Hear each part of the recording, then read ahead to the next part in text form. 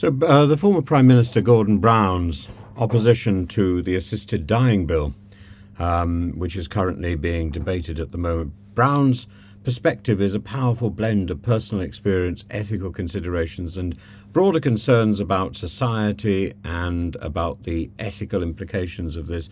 Of course, he doesn't have a vote because he's not a member of Parliament, but he is an important influence in the Labour Party and an important elder statesman.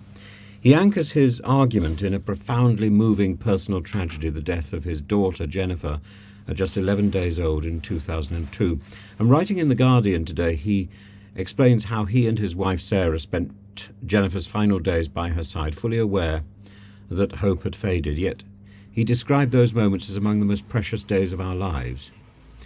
Crucially, he says, the experience of sitting with a fatally ill baby girl did not convince me of the case for assisted dying. It convinced me of the value and the imperative of good end-of-life care. This insight underscores Brown's belief that the focus should be on improving palliative care rather than legalising assisted dying. His poignant testimony is a reminder that end-of-life care can still offer dignity, love and connection, even in the face of imminent loss. Brown's argument extends beyond his personal experience as he warns of the unintended social consequences of such legislation. He says, an assisted dying law, however well intended, would alter society's attitude towards the elderly, the seriously ill, disabled people, even if only subliminally. And this perspective reflects concerns about the erosion of respect and care for the most vulnerable, who may feel pressured, whether subtly or overtly, to choose assisted dying to avoid burdening their families or caregivers. He further highlights the prevalence of abuse among older adults, citing a shocking statistic. 375,000 people aged over 60 in England and Wales experience abuse annually. For Brown, the potential for coercion, even in society with safeguards, is too great a risk. Kim Leadbeater's bill, which proposes rigorous safeguards, including approvals by 2 independent doctors and a High Court judge, seeks to mitigate concerns about misuse. But Brown remains sceptical.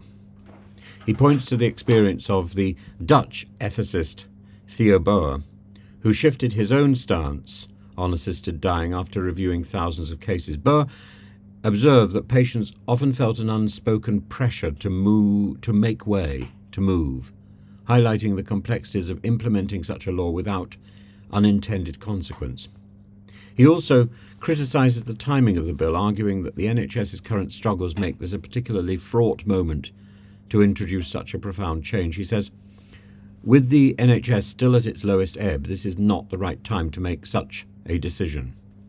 Instead, we need to show we can do better at assisted living before deciding whether to legislate on ways to die.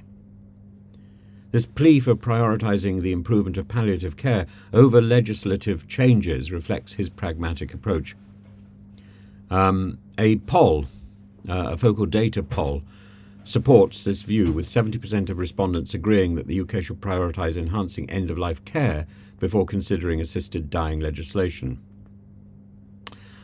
I think as a sort of rider to this, one should add that we should stop trying to prosecute people who help their relatives to go to countries that can offer assisted dying.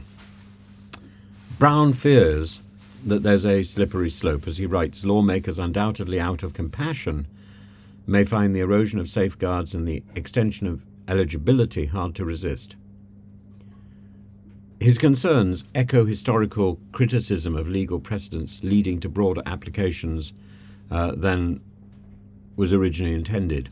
He argues that assisted dying legislation could unintentionally transform the ethos of the caring professions, diluting their role as compassionate caregivers and medics.